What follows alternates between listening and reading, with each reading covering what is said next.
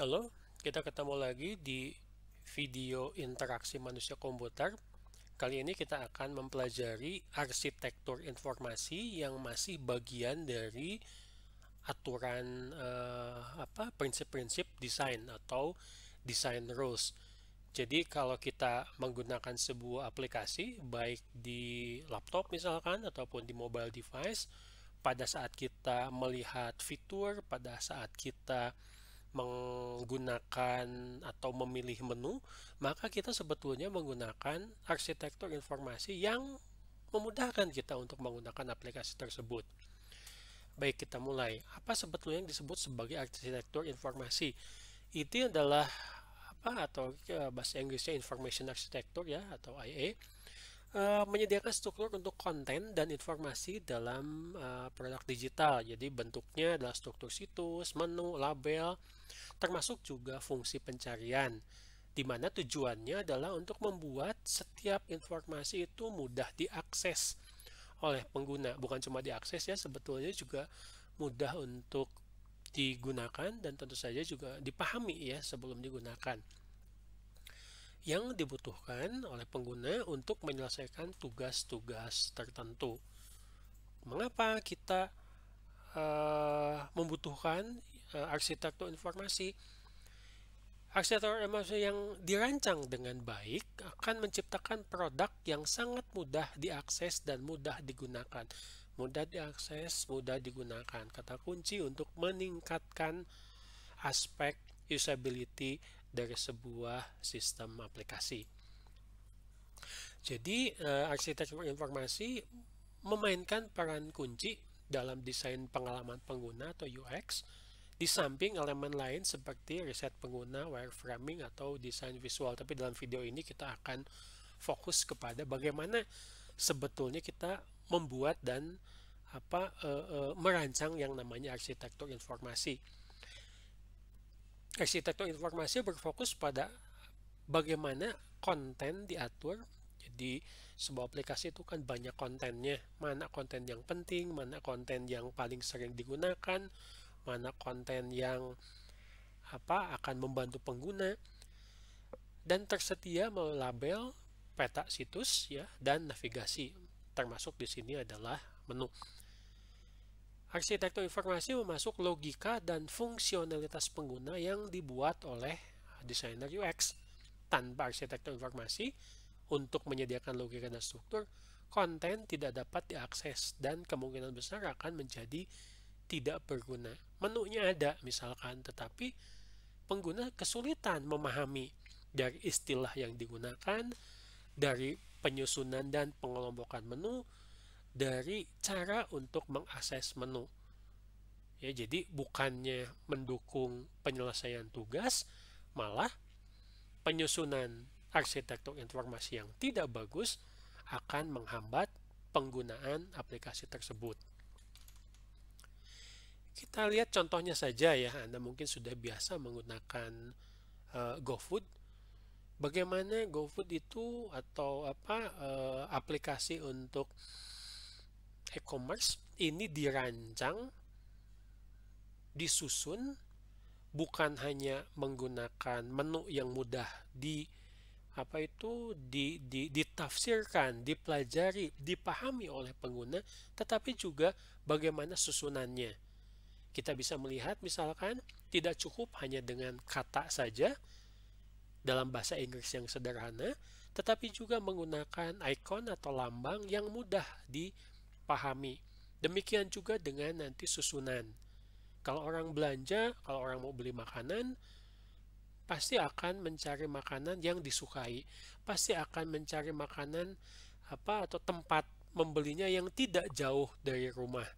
Akan membeli dengan harga tertentu. Nah, hal-hal tersebut harus dipahami oleh desainer UX sehingga itu akan berpengaruh pada saat nanti menyusun arsitektur informasi. Ya, sini contohnya pada saat memilih makanan atau food akan keluar bagaimana ini akan disusun dengan layar mobile device yang terbatas tetapi tetap memudahkan pengguna untuk melakukan pencarian, pemesanan ya dan pembayaran. Karena itu tugas-tugas yang memang harus diselesaikan dalam aplikasi e-commerce. Baik, kita akan bicara sekarang mengenai keuntungan arsitektur informasi. Yang pertama adalah menentukan prioritas rilis, yaitu memisahkan area peta situs, membantu tim produk memprioritaskan dan menganggarkan aspek-aspek kunci dari perancangan. Ini aplikasi untuk apa? Ini aplikasi untuk siapa? Ini aplikasi untuk menyelesaikan tugas apa saja. Itu harus diprioritaskan, harus dipahami oleh desainer mengacu kepada tentu saja kepentingan pengguna dan kepentingan bisnis. Yang kedua adalah tentu saja meningkatkan keterlibatan dan kepuasan pengguna. Jadi dari NN Group ya, Nielsen Norman Group menunjukkan bahwa pengunjung situs web sering pergi setelah 10 hingga 20 detik. Kalau dia mencari sesuatu lebih dari 20 detik tidak ketemu, mungkin akan berpindah ke website lain. Itu akan tentu saja merugikan website tersebutnya, misalkan e-commerce ya, orang jadi karena setelah lebih dari 20 detik tidak bisa menemukan barang yang akan dibelinya, dia akan beralih ke e-commerce yang lain. Itu tidak bagus dari sisi bisnis. Proposisi nilai yang jelas dapat membuat pengguna tetap berada di halaman dan situs menjadi lebih lama. Bagaimana caranya? Dengan kemudahan tersebut akan membuat pengguna ya dalam tanda kutip mungkin ya betah ada di situs tersebut. Yang ketiga adalah meningkatkan konversi. Peta situs dapat berfungsi sebagai alat diagnostik ya, alat periksa untuk menunjukkan area produk yang berfungsi dengan baik atau buruk. Kita bisa melihat mana yang secara barang yang banyak dicari misalkan oleh pengguna, barang yang tidak banyak dicari, sehingga akan memungkinkan penyusunan mana yang harus didahulukan, mana yang bisa nanti belakangan, termasuk juga dari fungsi dari fitur aplikasi tersebut, mana yang paling sering digunakan, berarti itu yang harus paling mudah dicari. Nomor 4 adalah mengurangi kebutuhan akan dokumentasi dukungan atau help ya, atau bantuan ya. Biasanya kita butuh bantuan akan tombol F1. Pelanggan dapat menemukan apa yang mereka cari dengan cepat. Ini akan mengurangi jumlah dukungan pelanggan dan kebutuhan akan dokumentasi bantuan yang ekstensif. Tidak selalu sedikit-sedikit cari help, sedikit-sedikit lihat dokumentasi atau user guide. Tidak perlu, hanya dengan melihat contoh saja menu, pengguna dapat langsung memahami maksud dari layanan menu tersebut atau memang fungsi-fungsi yang disediakan. Semakin mudah dipelajari, semakin mudah dipahami, maka kebutuhan untuk dokumentasi itu akan semakin rendah. Yang nomor 5 ini juga berfungsi sebagai peta jalan atau roadmap untuk pengembangan antarmuka pengguna dan rekayasa perangkat lunak.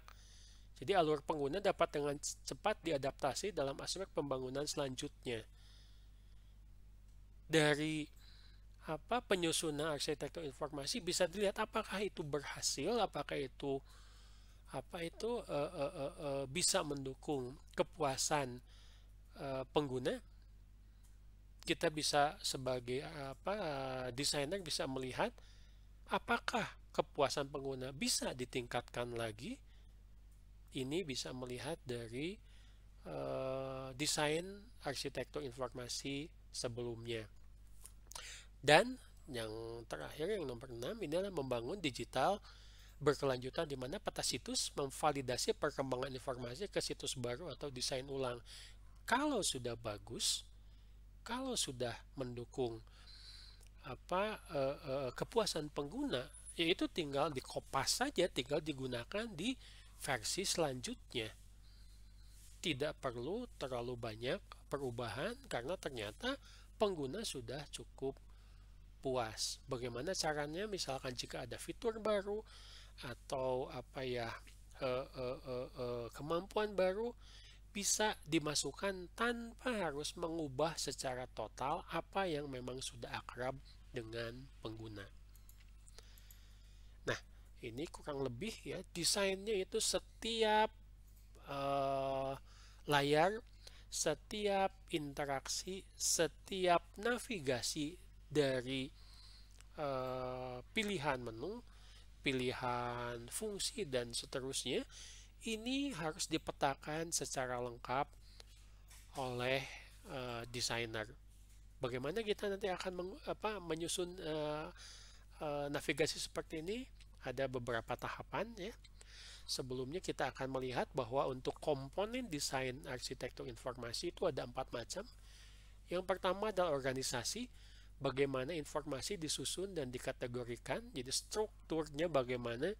Kalau kita melihat struktur menu itu kan seperti organigram ya, di bagaimana diorganisasikan, bagaimana menu file, menu edit, menu help, dan seterusnya. Lalu juga sub menunya, mungkin juga sampai dengan sub menunya itu disusun.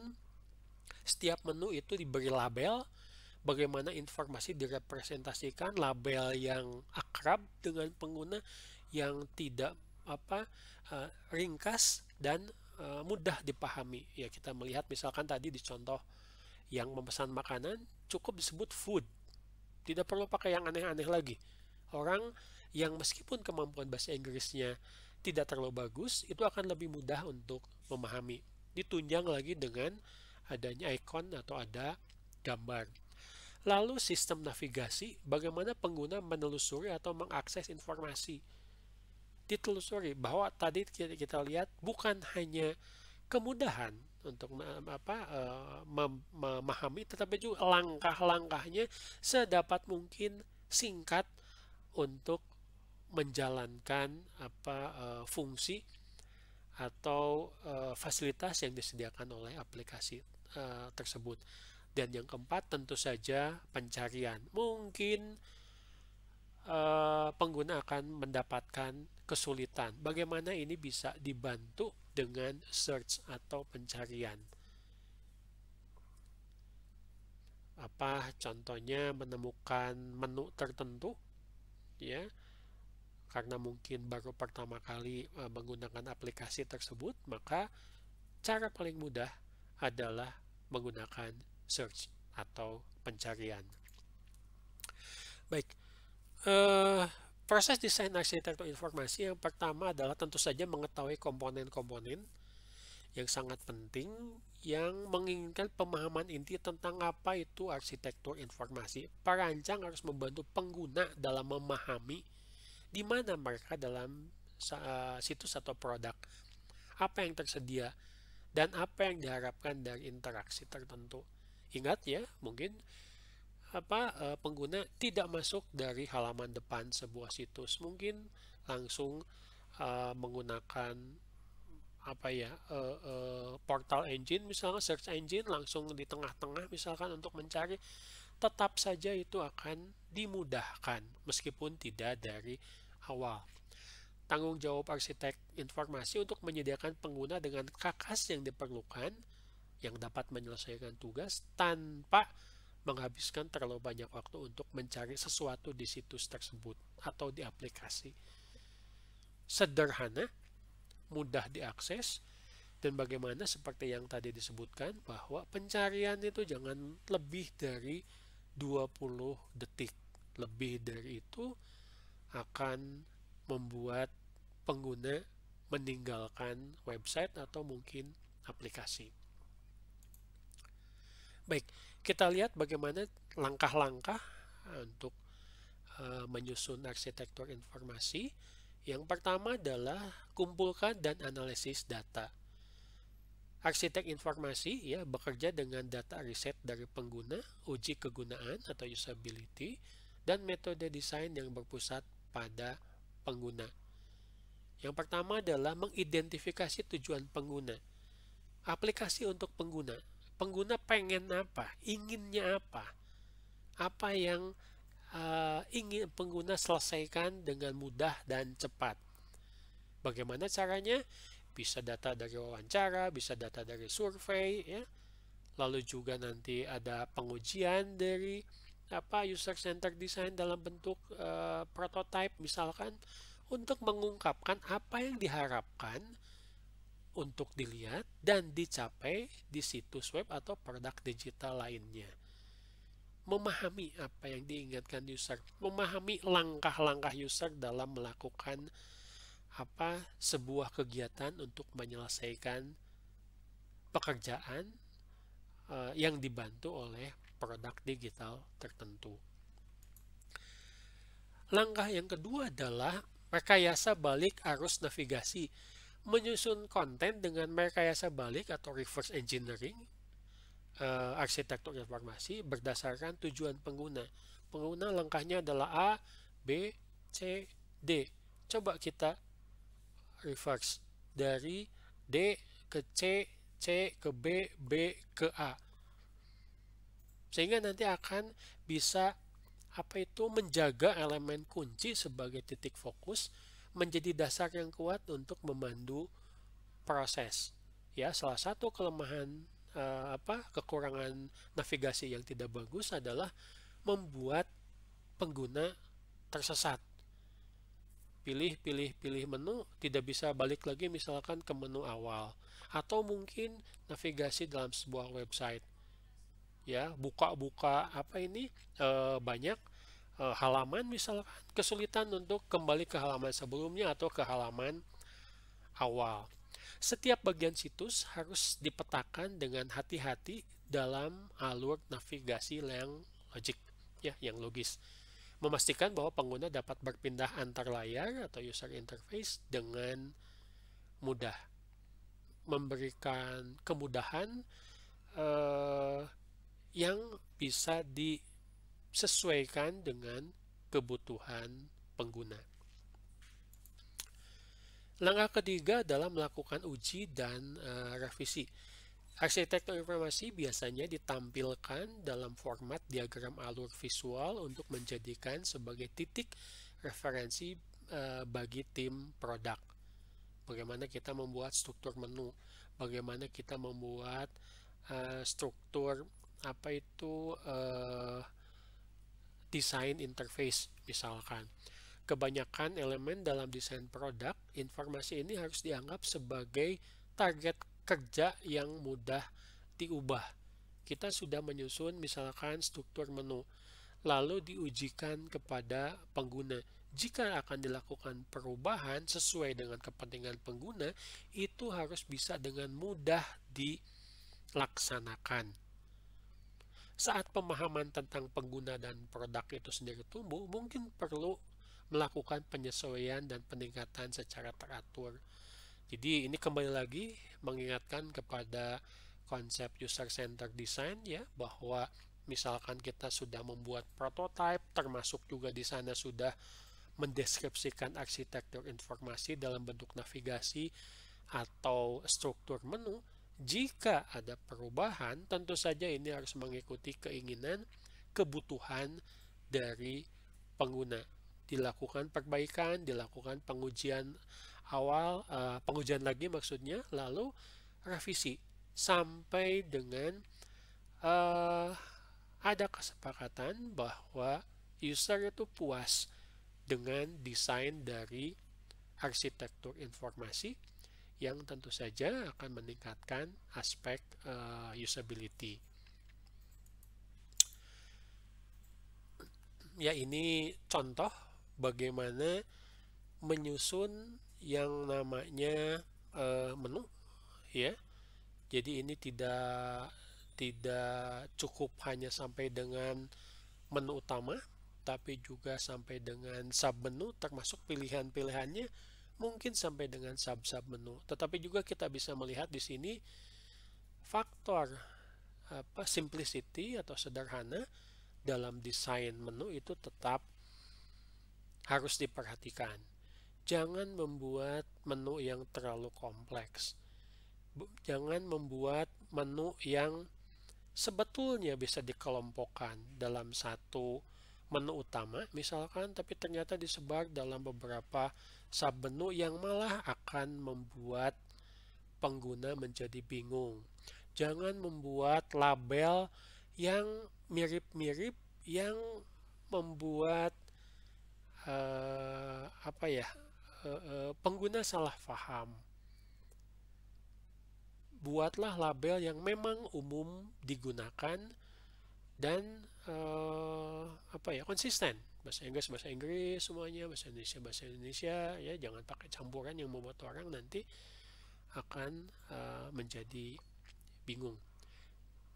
Diharapkan dengan arsitektur informasi yang baik, ya, maka kemudahan dan kepuasan pengguna akan semakin baik pula untuk mendukung user experience.